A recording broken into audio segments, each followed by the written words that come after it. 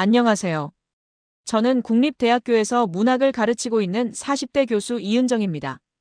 오늘 여러분께 들려드릴 이야기는 제가 직접 겪은 일로 아직도 가슴이 두근거릴 정도로 생생합니다. 혹시 복수라는 단어가 달콤하게 느껴지신 적 있으신가요? 저에게는 정말로 그랬습니다. 모든 것은 작년 가을 학기가 시작되던 9월 첫째 주에 일어났습니다. 저는 평소처럼 아침 7시에 일어나 남편 정민호와 함께 아침 식사를 했습니다. 18년을 함께 산 남편은 대형 로펌에서 변호사로 일하고 있었고, 저희는 겉으로 보기에는 완벽한 부부였습니다. 딸 하나는 이미 대학생이 되어 기숙사에서 생활하고 있었고요. 그날도 평범한 하루였습니다. 첫 수업인 현대문학개론을 준비하며 강의실로 향했는데 문을 여는 순간 눈에 띈 한 명의 학생 때문에 순간 숨이 멎었습니다. 앞자리에 앉아있던 20살의 여학생, 김소영이었습니다. 긴 생머리에 청순한 얼굴, 그리고 유난히 밝은 미소로 저를 바라보고 있었죠. 왜 그 순간 이상한 예감이 들었는지 지금도 모르겠습니다. 하지만 제 직감은 틀리지 않았습니다. 수업이 끝난 후 소영이 다가와서는 교수님, 혹시 추가 상담을 받을 수 있을까요? 문학에 대해 정말 많이 배우고 싶어요라고 말했습니다. 저는 학생들의 열정을 언제나 환영했기에 흔쾌히 승낙했죠. 그때만 해도 그것이 제 인생을 송두리째 바꿀 만남의 시작인 줄은 꿈에도 몰랐습니다. 소영은 정말로 열심히 공부했습니다. 주 이틀에 한 번씩 연구실을 찾아와서 문학 이론에 대해 질문했고, 저는 그런 그녀가 기특해서 더욱 정성껏 가르쳤습니다. 하지만 그 모든 것이 연기였다는 것을, 그녀가 처음부터 제 남편을 노리고 접근했다는 것을 나중에야 알게 되었습니다. 사건의 발단은 10월 중순이었습니다. 남편이 평소보다 늦게 들어오는 날이 잦아졌고 핸드폰을 보며 혼자 웃는 모습을 자주 목격했습니다. 처음에는 업무상 스트레스 때문이라고 생각했지만 이상한 향수 냄새와 립스틱 자국을 발견한 후부터는 의심하기 시작했습니다. 결정타는 11월 첫째 주에 터졌습니다. 남편의 휴대폰에서 울린 카카오톡 알림음을 듣고 무심코 확인했는데 그 순간 제 세상이 무너졌습니다. 상대방은 소영이라고 저장된 연락처였고 메시지 내용은 차마 입에 담기 어려울 정도로 노골적이었습니다. 오빠, 오늘 호텔에서 너무 좋았어. 마누라는 언제 버릴 거야? 손이 덜덜 떨렸습니다. 더 위로 올려보니 둘의 대화는 이미 석 달 전부터 시작되었고 만날 장소와 시간까지 구체적으로 약속하는 내용들이 가득했습니다. 그 중에서도 가장 충격적이었던 것은 소영이 제 수업을 듣는 학생이라는 사실을 남편이 알고 있었다는 점이었습니다. 은정 교수 수업 어때? 늙은이라서 재미없지? 라는 남편의 메시지에 완전 꼰대예요. 매일 같은 얘기만 하고 옷도 촌스럽게 입고 다녀요. 오빠가 어떻게 그런 여자랑 18년이나 살았는지. 신기해요라고 답하는 소영의 메시지를 보는 순간 분노가 치밀어 올랐습니다. 더욱 가관인 것은 둘이 제가 모르는 사이에 이미 주변 사람들에게 저를 조롱거리로 만들고 있었다는 사실이었습니다. 남편의 법조계 동료들 모임에서 아내가 워낙 고지식해서 답답하다며 저를 헐뜯고 소영은 소영대로 동기들에게 교수님이 남편한테 무관심해서 우리가 만날 수 있는 것 같다고 말하고 다니고 있었습니다. 그날 밤 저는 아무런 내색 없이 남편과 함께 저녁 식사를 했습니다. 하지만 마음속으로는 이미 복수 계획을 세우고 있었습니다. 단순히 이혼하고 끝낼 생각은 전혀 없었습니다. 저를 바보로 만든 대가를 톡톡히 치르게 하고 싶었습니다. 먼저 증거 수집부터 시작했습니다. 남편의 휴대폰을 몰래 복사해서 모든 대화 내용과 사진들을 저장했고 사설 탐정을 고용해서 둘의 만남 현장을 촬영하도록 했습니다. 일주일 만에 결정적인 증거들이 쌓였습니다. 호텔 출입 장면부터 키스하는 모습까지 이혼 소송에서 유리한 고지를 점할 만한 자료들이었습니다. 하지만 저는 거기서 멈추지 않았습니다. 진짜 복수는 이제부터 시작이었으니까요. 우선 소영부터 처리하기로 했습니다. 그녀는 저를 우습게 봤지만 제가 이 대학에서 15년간 쌓아온 인맥과 권력을 모르고 있었습니다. 저는 학과장이자 입시위원이었고 각종 장학금 심사위원도 겸하고 있었습니다. 11월 셋째 주 수업 시간이었습니다. 소영은 언제나처럼 앞자리에 앉아서 순진한 표정으로 저를 바라보고 있었습니다. 저는 평온한 목소리로 말했습니다. 오늘은 특별히 발표 수업을 해보겠습니다. 김소영 학생, 앞으로 나와서 지난주에 과제로 낸 작품 분석 발표를 해보세요. 소영의 얼굴이 순간 굳었습니다. 과제를 제출하지 않았기 때문이었죠. 아마 남편과 만나느라 바빠서 까먹었을 겁니다. 교수님, 죄송합니다. 과제를 잠시 실수로. 실수요? 대학생이 과제를 실수로 안 해온다고요? 그럼 즉석에서 해보세요. 황진이의 시조 중에서 아무거나 하나 선택해서 화자의 정서와 표현 기법을 분석해보세요. 소영은 당황해서 말을 더듬기 시작했습니다. 평소에 수업을 제대로 듣지 않았던 게 여실히 드러났죠. 저는 냉정하게 말했습니다. 앉으세요. 다른 학생이 해보겠습니다. 참고로 김소영 학생은 출석 점수에서 감점 처리하겠습니다. 그것은 시작에 불과했습니다.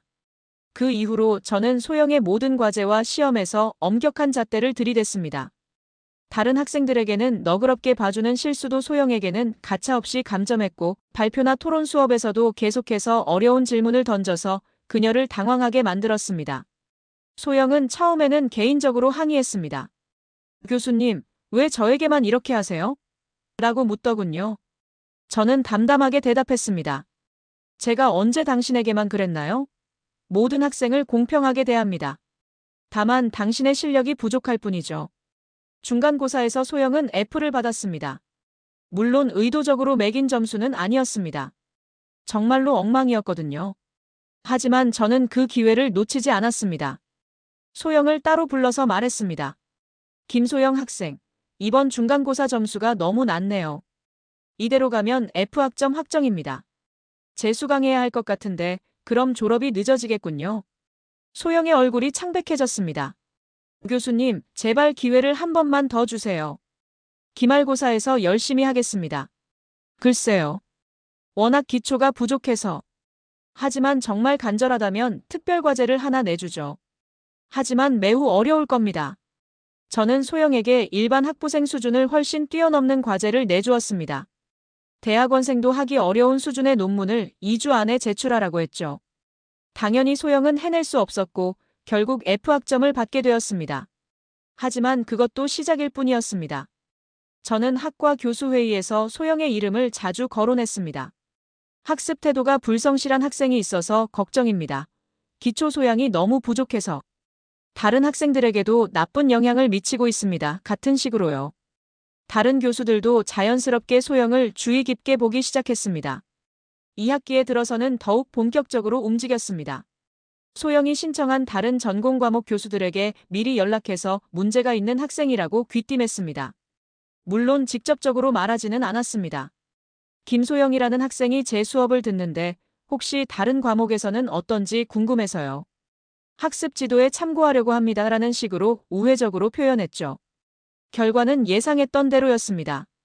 다른 교수들도 소영을 유심히 관찰하기 시작했고 조금만 실수해도 엄격하게 평가했습니다. 소영의 성적은 급격히 떨어졌고 2학기 말에는 학사경고 대상이 되었습니다. 그런 와중에 소영은 여전히 제 남편과 만나고 있었습니다. 아마 저에게 받는 스트레스를 남편에게 털어놓으며 위로받고 있었을 겁니다. 하지만 그것도 오래가지 못했습니다. 3월 초 저는 마침내 남편을 상대로 본격적인 공격을 시작했습니다. 우선 제가 수집한 모든 증거 자료를 남편의 로펌 대표 변호사에게 익명으로 발송했습니다.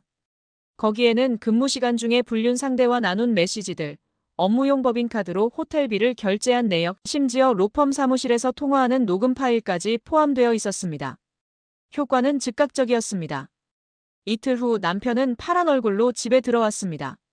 대표 변호사로부터 징계위원회에 회부될 것이라는 통보를 받았다고 했습니다. 은정아, 나 정말 큰일 났어. 누가 우리 로펌에 이상한 자료를 보냈대. 내가 업무 시간에 딴짓했다고.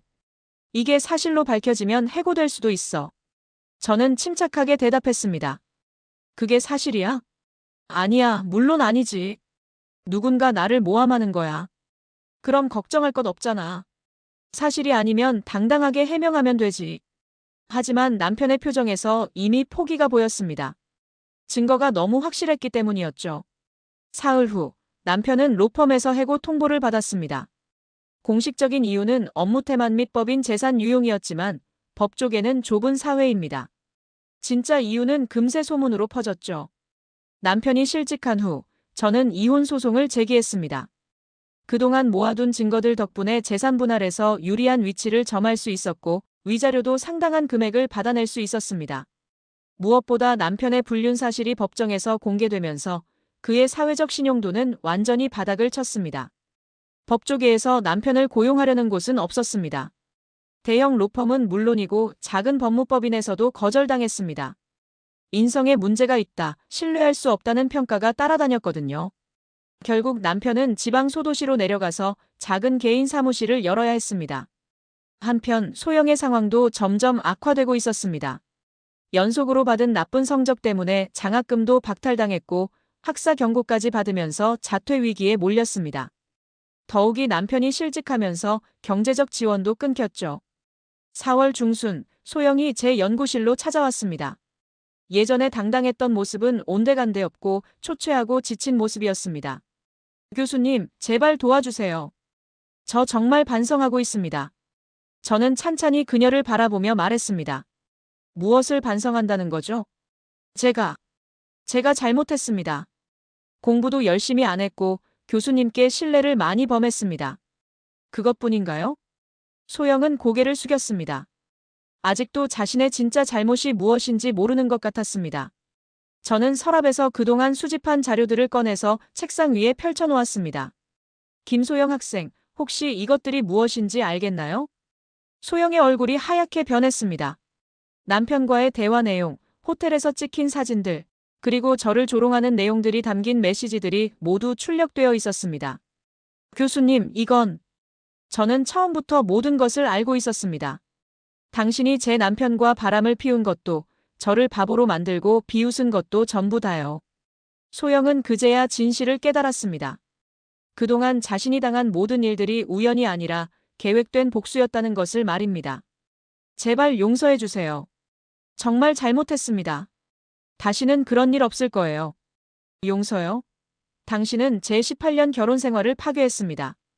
저를 조롱거리로 만들었고 제 인격을 모독했어요. 그런데 이제 와서 용서를 구한다고요? 저는 차갑게 말을 이었습니다.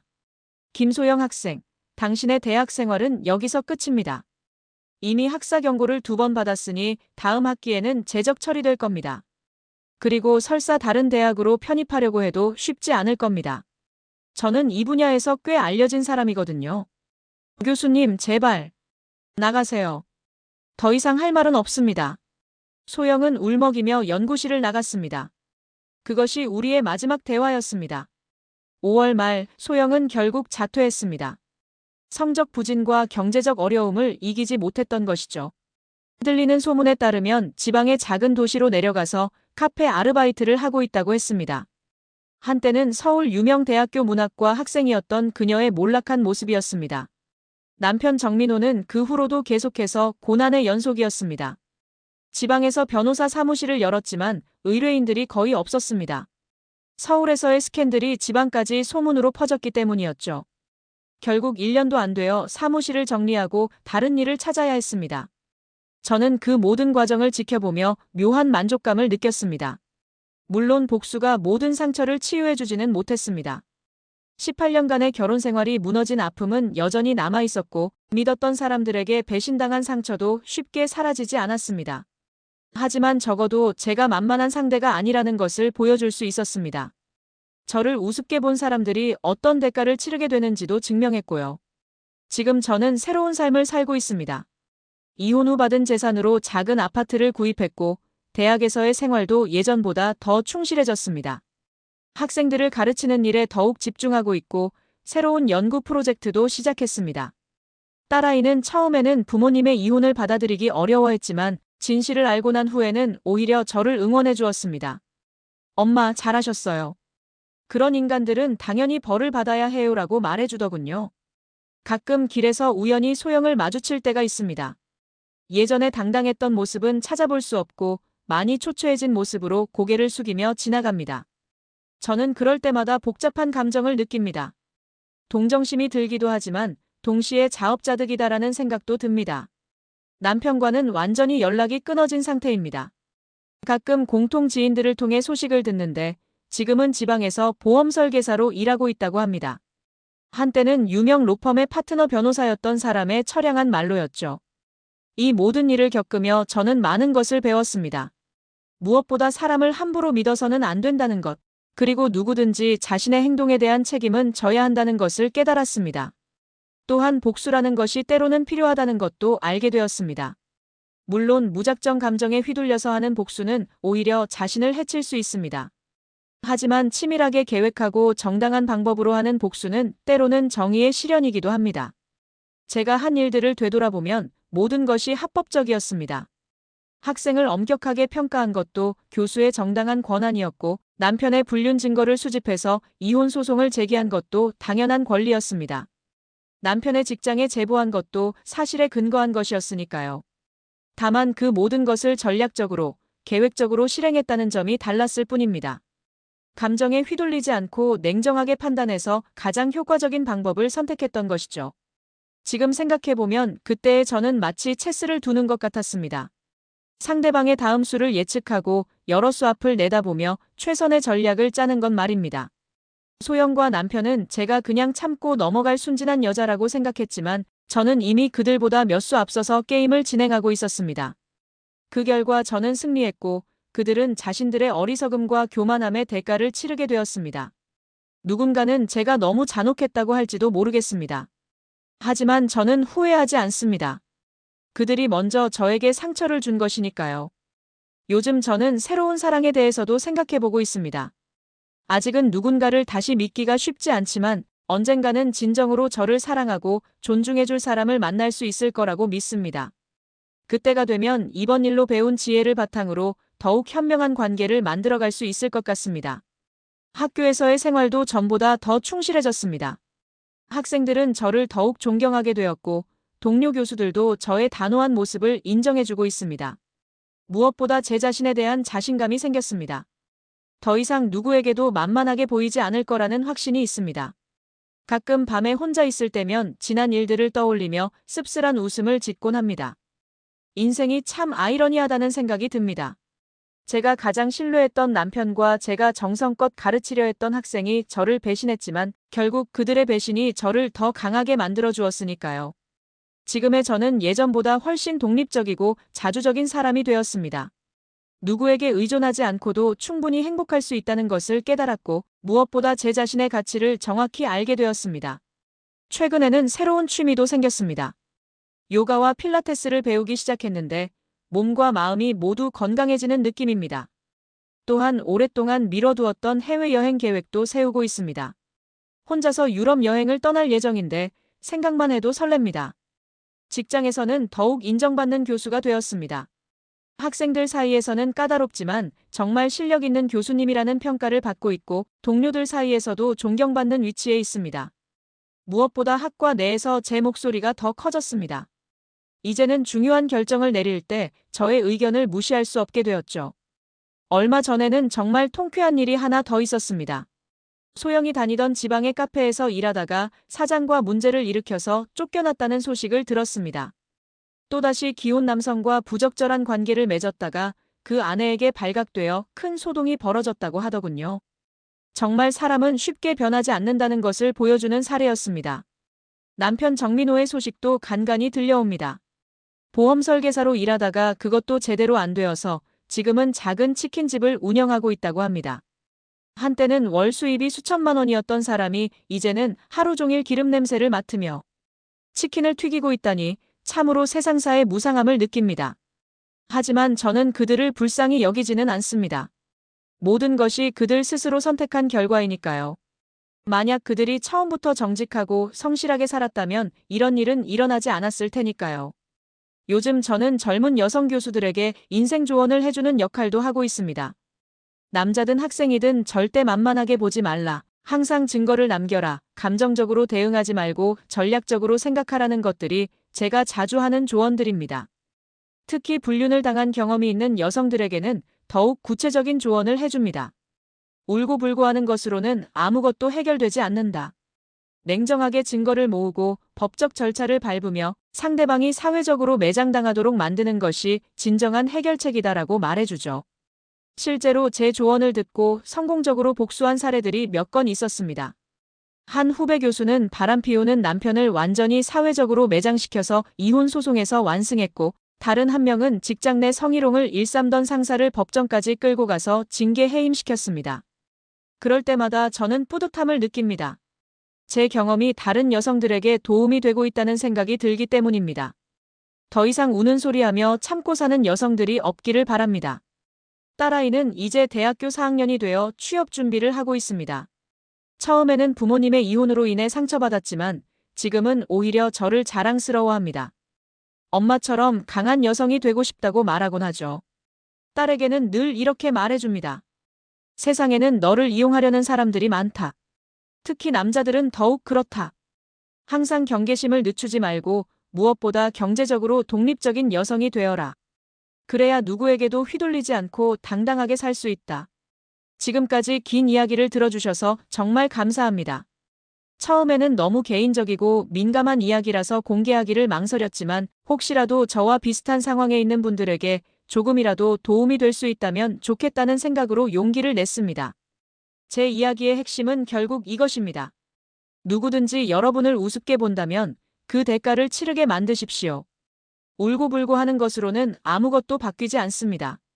냉정하고 전략적으로 생각해서 상대방이 후회할 만한 결과를 만들어내는 것이 진정한 해결책입니다. 그리고 무엇보다 자신을 사랑하고 소중히 여기십시오. 다른 사람의 배신이나 상처 때문에 자신의 가치를 낮게 평가하지 마세요. 오히려 그런 시련들을 통해 더 강하고 지혜로운 사람으로 거듭날 수 있다는 것을 믿으시기 바랍니다. 제 이야기가 여러분에게 작은 용기와 희망을 드릴 수 있었다면 그것으로 충분합니다. 앞으로도 더 많은 여성들이 당당하고 행복한 삶을 살 수 있기를 진심으로 바라며 이만 글을 마치도록 하겠습니다. 다시 한번 끝까지 들어주셔서 진심으로 감사드립니다. 오늘의 사연이 공감되셨다면 구독과 좋아요를 눌러주세요.